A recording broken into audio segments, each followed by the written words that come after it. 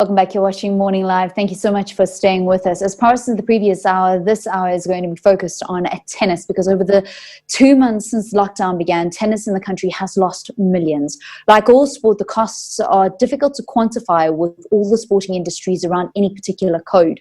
The National Federation have presented government with a plan to resume activities, as they say they're a low-risk sport.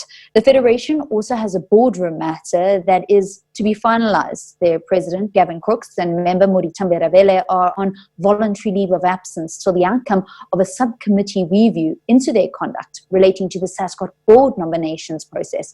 I spoke to Tennis South Africa CEO Richard Glover. No, I think there's obviously a lot of documentation and a lot of correspondence that the committee needs to review, and I think we're reluctant to put a timescale on this because that obviously puts us in a corner. But that being said, we want this to be as urgent as possible, because it's in no one's best interests for it to drag on and on and on. But we also want this to be this independent committee to review things in a very thorough and comprehensive way, and treat both parties under review equally and fairly. That's really the main thing at the moment. So Tennis South Africa have put together a plan on getting back on court, essentially. And can you take us through the proposal that you're going to be giving to government? Have you actually presented it yet? Yeah, so we submitted our proposal to government a few days ago, and then they've acknowledged receipt and are studying it. It's a very, very comprehensive proposal that really looks at tennis from two aspects: events and tournaments on one side, and on the other side, the practicing or coaching or recreational play of tennis. And I think from a Tennis South Africa perspective, we recognize that in the current situation, it's not realistic to host tournaments and events because of the risks associated. But we do argue that tennis for recreational coaching and practice purposes is possible, because of the fact that tennis is a non-contact sport and it is an individual sport. And we feel that there are very, very low risks, particularly if the right health and safety protocols are implemented, to see tennis returning in a limited form. There was actually very interestingly, there was a recent study in Italy, and I think we all know that Italy has been very hard hit by the COVID-19 pandemic. There was a recent academic study in Italy in collaboration with the Olympic Committee in that country, which really looked at all sports in Italy. And they identified tennis and golf especially as having almost no risk of conveying or transmitting the virus. And so there's a lot of international research coming out now, which we included in the proposal, which really shows that there's very low risk in terms of playing tennis. Why then have the WTA and the ATP not then given a date when the professional tours are going to be restarting? I think the challenge with international tennis is obviously tournaments and events. There's more people involved. It's obviously complicated then from a health perspective. But also don't forget, tennis, particularly at ATP and WTA level, is a global sport.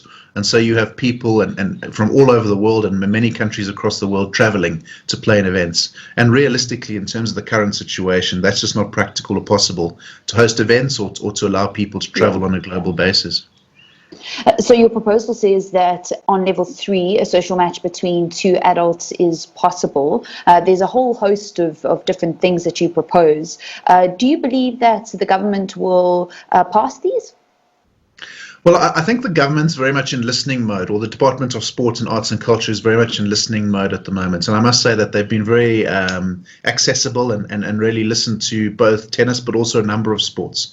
And I think they're in the process of formulating a policy. And I think they are being cautious, and I think that's right to be cautious because there's no rule book for this. There's no rule book for managing this in the context of sport. That rule book is being written, but I think they are being. But as I say, they are listening with an open ear and are very, very accessible. I think the concern that I do have is this matter. If you look at the wider sporting industry in South Africa, this matter is becoming quite urgent. I think while tennis is okay and tennis is financially stable, I do think there's a number of sports federations in this country that are in danger and won't necessarily last more than 1 or 2 or 3 more months in the current scenario. So that's a concern. But also the other concern that I do have is if you look at every sport in South Africa, not just tennis, there's a much wider ecosystem around every sport. And I'll give you one example: coaches. So tennis coaches or coach of any sport, at the moment they're not earning a earning money at all, and because they can't work in terms of the current regulations. And my big fear is the longer this drags on without any clarity on what the way forward is, particularly for coaches, we could lose a lot of tennis coaches or lose a lot of coaches in sports. And what does that mean for the future of sports in South Africa? Richard, how big is that ecosystem? So I'm talking about club managers, the guys that look after the courts, the coaches, the players. How big is the tennis ecosystem in South Africa?